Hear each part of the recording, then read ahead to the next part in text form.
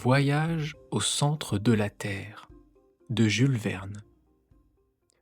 Chapitre 4. Il est parti s'écria Marthe en accourant au bruit de la porte de la rue qui, violemment refermée, venait d'ébranler la maison tout entière. Oui, répondis-je, complètement parti. Eh bien, et son dîner fit la vieille servante. Il ne dînera pas. Et son souper il ne soupera pas. Comment dit Marthe en joignant les mains. Non, bonne Marthe, il ne mangera plus ni personne dans la maison. Mon oncle Lidenbrock nous met tous à la diète jusqu'au moment où il aura déchiffré un vieux grimoire qui est absolument indéchiffrable. Jésus, nous n'avons donc plus qu'à mourir de faim. Je n'osais pas avouer qu'avec un homme aussi absolu que mon oncle, c'était un sort inévitable. La vieille servante, sérieusement alarmée, retourna dans sa cuisine en gémissant. Quand je fus seul, l'idée me vint d'aller tout conter à Graüben. Mais comment quitter la maison? Le professeur pouvait rentrer d'un instant à l'autre. Et s'il m'appelait? Et s'il voulait recommencer ce travail logographique qu'on eût vainement proposé au vieil Oedipe? Et si je ne répondais pas à son appel, qu'adviendrait-il? Le plus sage était de rester. Justement, un minéralogiste de Besançon venait de nous adresser une collection de géodes siliceuses qu'il fallait classer. Je me mis au travail. Je triais, j'étiquetais, je disposais dans leurs vitrines toutes ces pierres creuses au-dedans desquelles s'agitaient de petits cristaux. Mais cette occupation ne m'absorbait pas. L'affaire du vieux document ne laissait point de me préoccuper étrangement.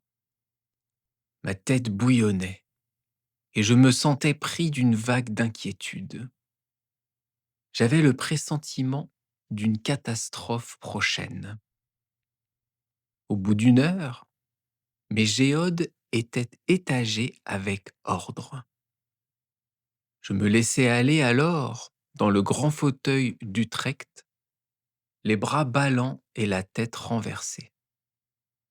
J'allumai ma pipe à longs tuyaux courbes, dont le fourneau sculpté représentait une naïade nonchalamment étendue. Puis, je m'amusais à suivre les progrès de la carbonisation qui de ma naïade faisait peu à peu une négresse accomplie. De temps en temps, j'écoutais si quelques pas retentissaient dans l'escalier, mais non, où pouvait être mon oncle en ce moment? Je me le figurais courant sous les beaux arbres de la route d'Altona, gesticulant, tirant au mur avec sa canne, d'un bras violent battant les herbes, décapitant les chardons et troublant dans leur repos les cigognes solitaires. Rentrerait-il triomphant ou découragé? Qui aurait raison l'un de l'autre, du secret ou de lui? Je m'interrogeais ainsi et, machinalement, je pris entre mes doigts la feuille de papier sur laquelle s'allongeait l'incompréhensible série des lettres tracées par moi. Je me répétais: qu'est-ce que cela signifie? Je cherchais à grouper ces lettres de manière à former des mots. Impossible. Qu'on les réunit par 2, 3 ou 5 ou 6, cela ne donnait absolument rien d'intelligible. Il y avait bien les 14e, 15e et 16e lettres qui faisait le mot anglais ice, et la 84e, la 85e et la 86e formaient le mot sir. Enfin, dans le corps du document, et à la 2e et à la 3e ligne, je remarquais aussi les mots latins rota, mutabile, ira, nec, atra. Diable, pensai-je. Ces derniers mots sembleraient donner raison à mon oncle sur la langue du document. Et même, à la 4e ligne, j'aperçois encore le mot luco qui se traduit par bois sacré. Il est vrai qu'à la 3e, on lit le mot tabiled, de tournure parfaitement hébraïque. Et à la dernière, les vocables mer, arc, mer, qui sont purement français. Il y avait là de quoi perdre la tête. 4 idiomes différents dans cette phrase absurde. Quel rapport pouvait-il exister entre les mots glace, monsieur, colère, cruel, bois sacré, changeant, mer, arc ou mer? Le premier et le dernier seuls se rapprochaient facilement. Rien d'étonnant que, dans un document écrit en Islande, il fut question d'une mer de glace. Mais de là à comprendre le reste du cryptogramme, c'était autre chose. Je me débattais donc contre une insoluble difficulté. Mon cerveau s'échauffait. Mes yeux clignaient sur la feuille de papier. Les 132 lettres semblaient voltiger autour de moi, comme ces lames d'argent qui glissent dans l'air autour de notre tête lorsque le sang s'y est violemment porté. Et j'étais en proie à une sorte d'hallucination. J'étouffais. Il me fallait de l'air.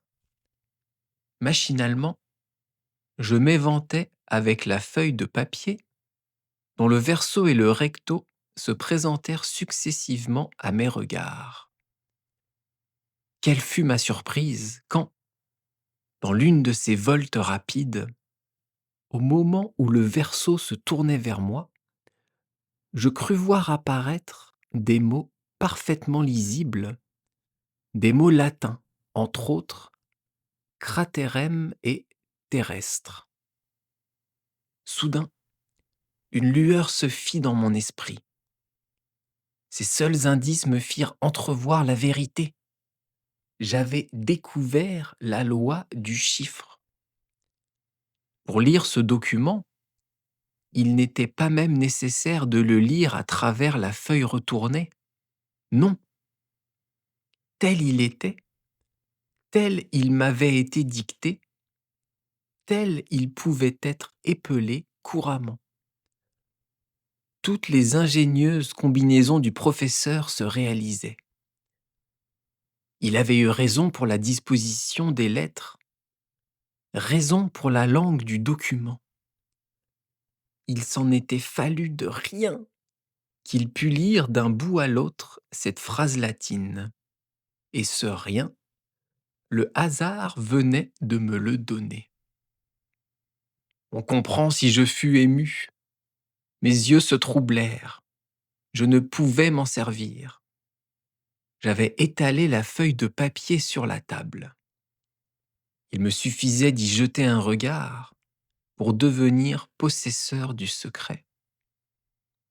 Enfin, je parvins à calmer mon agitation. Je m'imposais la loi de faire 2 fois le tour de la chambre pour apaiser mes nerfs. Et je revins m'engouffrer dans le vaste fauteuil. Lisons, m'écriai-je après avoir refait dans mes poumons une ample provision d'air.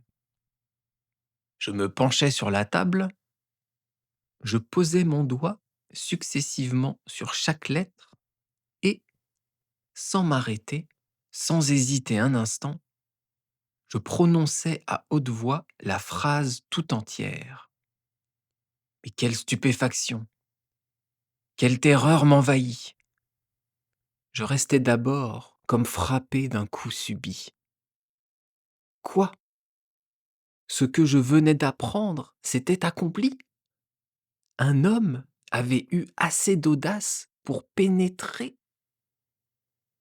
Ah! M'écriai-je en bondissant. Mais non, mais non!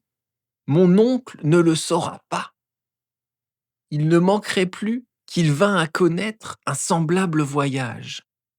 Il voudrait en goûter aussi. Rien ne pourrait l'arrêter. Un géologue si déterminé. Il partirait quand même, malgré tout, en dépit de tout. Et il m'emmènerait avec lui. Et nous n'en reviendrons pas. Jamais, jamais. J'étais dans une surexcitation difficile à peindre. Non, non, ça ne sera pas, dis-je avec énergie. Et puisque je peux empêcher qu'une pareille idée vienne à l'esprit de mon tyran, je le ferai. À tourner et à retourner ce document, il pourrait par hasard en découvrir la clé. Détruisons-le. Il y avait un reste de feu dans la cheminée. Je saisis non seulement la feuille de papier, mais le parchemin de Saknussemm. D'une main fébrile, j'allais précipiter le tout sur les charbons et anéantir ce dangereux secret, quand la porte du cabinet s'ouvrit. Mon oncle parut.